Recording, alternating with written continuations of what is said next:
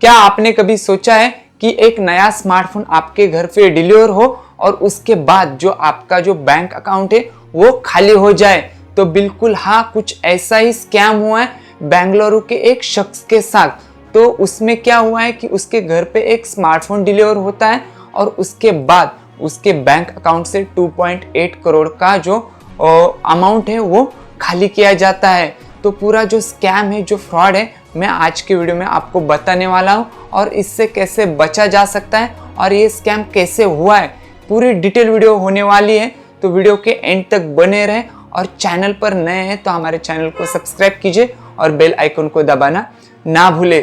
तो इसकी जो शुरुआत होती है वो होती है एक व्हाट्सएप कॉल के जरिए जो आता है 26 दिसंबर 2024 को।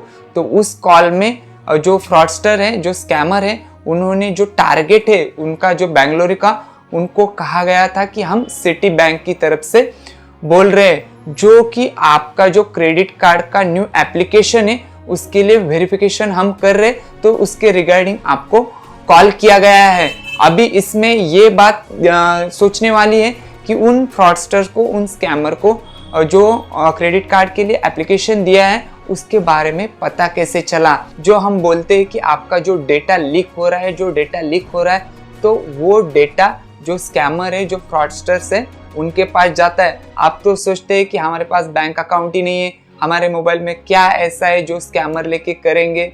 तो ये जो हम कुछ मोबाइल पे सर्च करते हैं, कहीं पर एप्लीकेशन करते हैं, किसी जगह पर नौकरी के लिए अप्लाई करते हैं, ये पूरी जो डिटेल होती है ये स्कैमर के पास चली जाती है और उसका जो इस्तेमाल है वो स्कैमर करते हैं। अगर आपने कहीं पे एप्लीकेशन दिया है तो उस एप्लीकेशन की सारी डिटेल उन स्कैमर के पास चली जाती है और उसके जरिए वो स्कैमर आपको कॉल करते हैं और वो फिर आपके साथ स्कैम करने का ट्राई करते हैं। तो उसके बाद क्या हुआ कि जो सिटी बैंक की तरफ से फेक एम्प्लॉय ने कॉल किया था जो कि स्कैमर थे। उन्होंने क्रेडिट कार्ड एप्लीकेशन के रिगार्डिंग जो भी प्रोसेस होती है वो फेक तरीके से पूरी कर ली, जिसमें उन्होंने जो विक्टिम था उनका Aadhaar number, PAN number, bank detail, ये सारी की सारी चीजें उनसे मांग ली और उसके बाद स्कैमर ने और एक नया तरीका उनके साथ खेला। जो आगे होने वाला है वो आप सोच भी नहीं सकते, मैंने भी कभी सोचा नहीं था।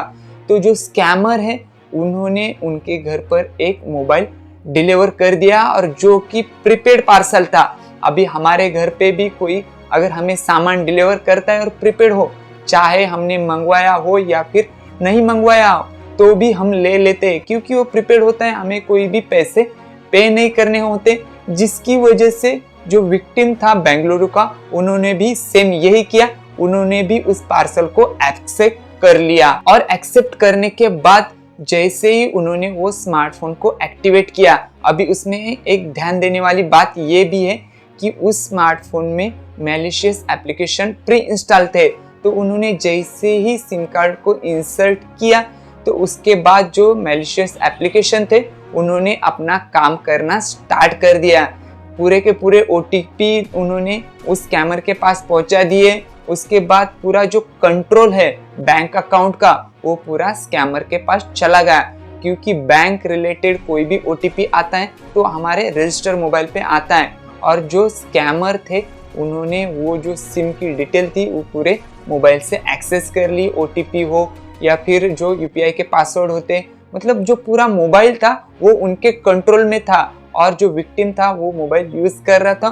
तो जिसकी वजह से पूरी डिटेल स्कैमर के पास जा रही थी, जिसके बाद स्कैमर ने जो उनके FD थे वो पूरे तोड़ दिए। बैंक अकाउंट में जितना भी पैसा था वो पूरा का पूरा खाली कर दिया और पूरा 2.80 करोड़ का जो अमाउंट है वो उस विक्टिम के अकाउंट से खाली कर दिया। तो इतना बड़ा फ्रॉड है वो इस टाइप से हुआ।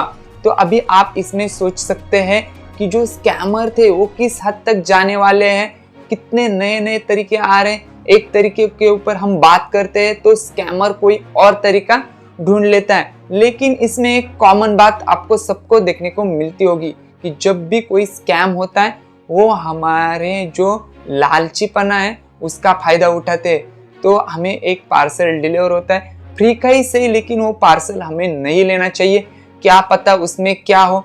तो वो विक्टिम ने अगर उस टाइम पे सोचा होता तो वो टाइम पे वो स्कैम होने से बचे जा सकता था।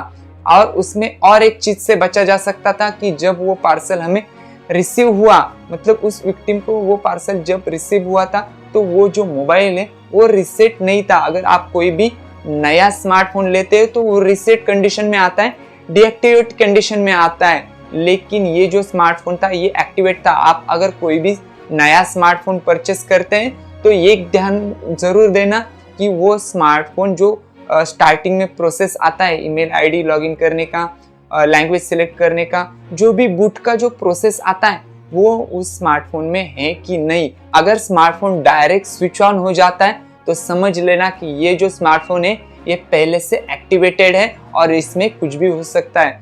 और अगर आप सेकंड हैंड स्मार्टफोन परचेस कर रहे हैं तो स्मार्टफोन लेने से पहले उसको रीसेट जरूर करना, नहीं तो फिर अगर उसमें कुछ मैलिशियस एप्लीकेशन होंगे तो उसके बाद आप जब यूज़ करोगे उस स्मार्टफोन को तो वो आपका जो डेटा है वो स्कैमर के पास पहुंचा देंगे और आपके साथ भी कोई भी स्कैम होने के चांसेस बढ़ जाएंगे। ऐसे बहुत सारे स्कैम हैं वो मार्केट में चलते रहते हैं, लेकिन कुछ चीज़ों का आपको ध्यान रखना है कि कॉल पे आपको कोई भी बैंक की डिटेल शेयर नहीं करनी, ना ही आधार पैन किसी भी चीज़ को आपको अननोन पर्सन के साथ शेयर करना है। और लालच में तो बिल्कुल नहीं आना कि एक का डबल पैसा हो जाएगा, मतलब 100 रुपये हमने इन्वेस्ट किए तो उसके 200 रुपये हो जाएंगे। ऐसे किसी भी जो फर्जी साइट होती है या फिर कोई भी बिजनेस होता है वहाँ पर पैसे को इन्वेस्ट बिल्कुल मत कीजिए। हाल फिलहाल में ही मुंबई में टोरेस जैसी कंपनी का बहुत बड़ा स्कैम देखने को मिला।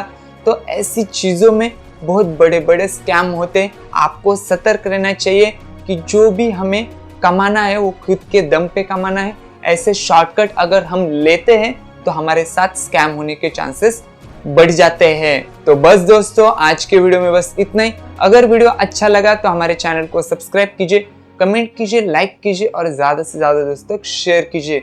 तो फिर मिलते हैं किसी नए वीडियो में किसी नए टॉपिक के साथ। तब तक के लिए अपना ख्याल रखें।